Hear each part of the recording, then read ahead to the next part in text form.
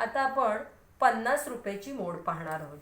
50 रुपये करण्यासाठी मी 10 रुपयाची काही नाणी घेतली. बघा, 10, 20, 30, 40 आणि 50. बरोबर. किती नाणी घेतली? 5 नाणी. म्हणजे जेव्हा मी 5 नाणी घेणार 10 रुपयांची, तेव्हा माझे किती होणार? 50 रुपये पूर्ण होणार. बरोबर. म्हणजे 10 रुपयांची 5 नाणी म्हणजे 50. 10 पाचे 50. आता मी 5 रुपयांची नाणी घेते. बघा, 5ची नाणी बघा. 5, 1, 2, 3, 4, 5. किती झाले?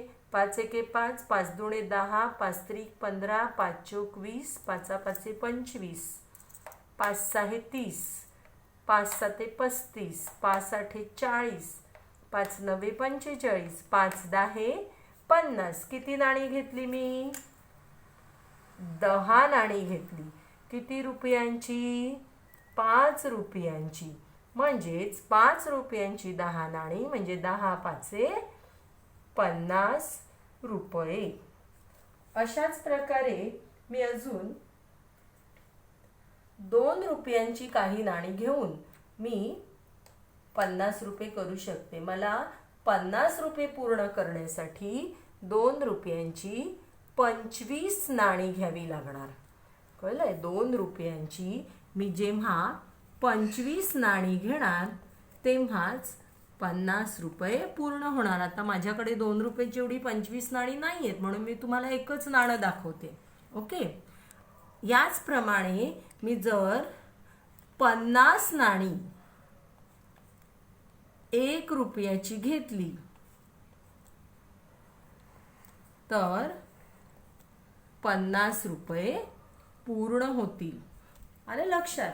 अशा प्रकारे विविध आपण प्रकारे 50 रुपयांची मोड करू शकतो. अशाच अजूनही मी वेगळ्या प्रकारे करू शकेन. कशी करू शकेन बघा बरं. समज मी इथे घेतले, हे 10 रुपयाची मी 2 नाणी घेतली, तर 50 रुपये पूर्ण करण्यासाठी बघा, हा 10, 20, हे झाले 30, हे झाले 40 आणि हे झाले 50. बरोबर.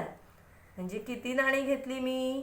10 रुपयाची 2 नाणी आणि 5 रुपयाची 6 नाणी. 10 दुणे 20 म्हणजे 20 रुपये आणि 5 सहा 30 म्हणजे 30 रुपये. अशा प्रकारे 50ची मोड होऊ शकते.